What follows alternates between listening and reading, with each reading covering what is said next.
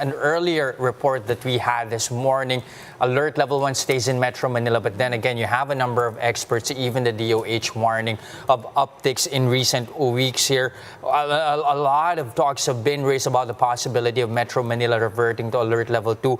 Is that something that the private sector is even amenable to, and are you ready for that?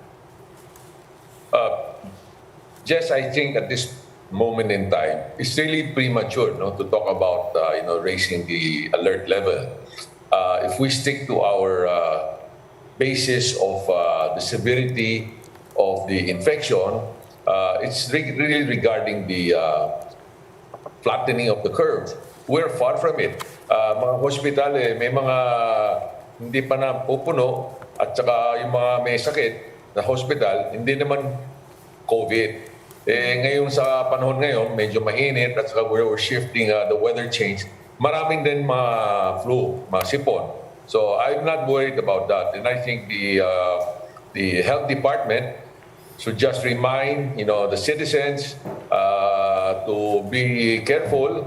If they meet somebody na may sipon o may lagnat, they have to take care of themselves.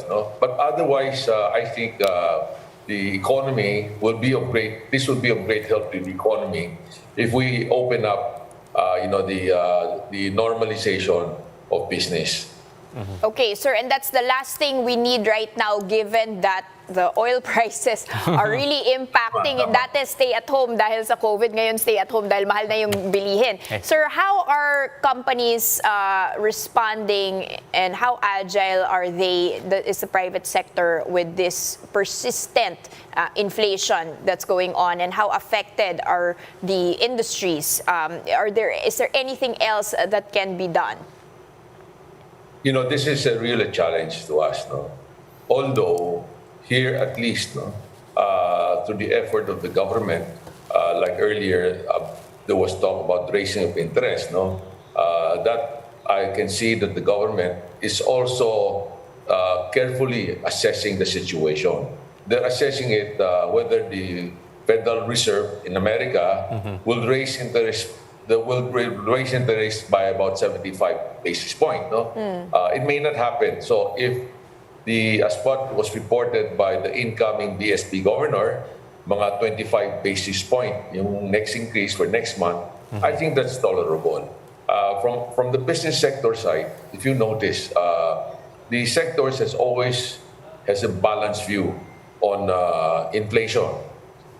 If there's no extreme inflation, they have not, as we have witnessed in the past COVID-19 lockdown, tumaas yung cost nila, even bringing in workers to the plant and a lot of compliances, but they have not increased their prices of goods and services.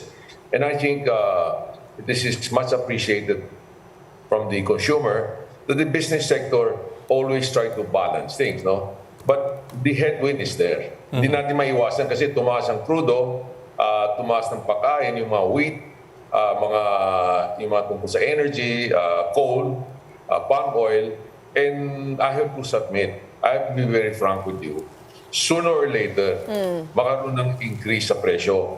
But I have mentioned, I have the occasion to talk to the incoming Secretary of Trade and Industries. And I shared with him, I shared with Mr. Pascual, I said, under this situation, talagang kailangan yung government, private sector, mag-cooperate.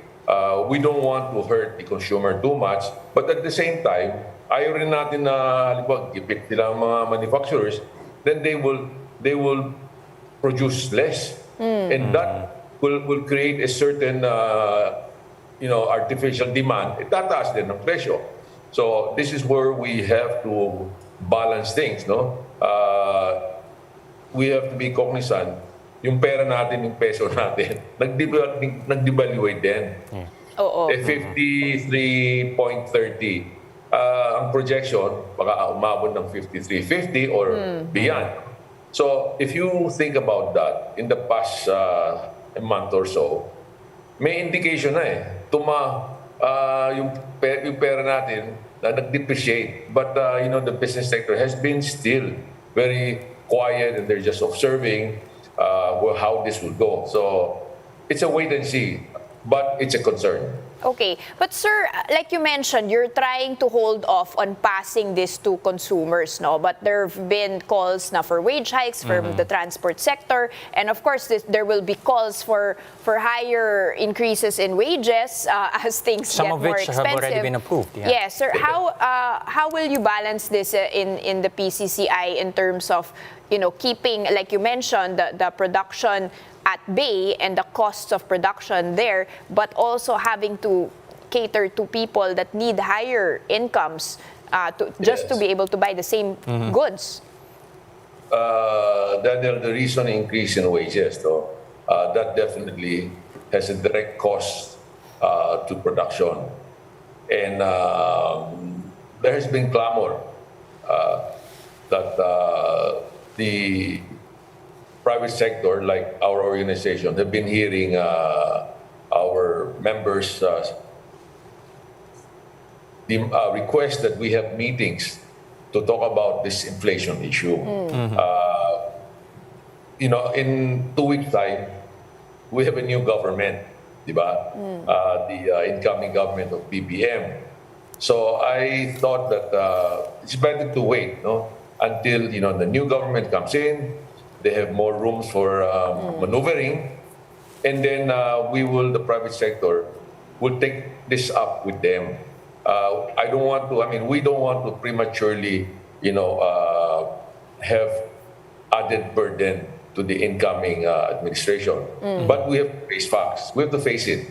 Sa tingin ko, I think probably June, walang choice ang Department of Transportation na itataas nila yung pamasahe. Okay?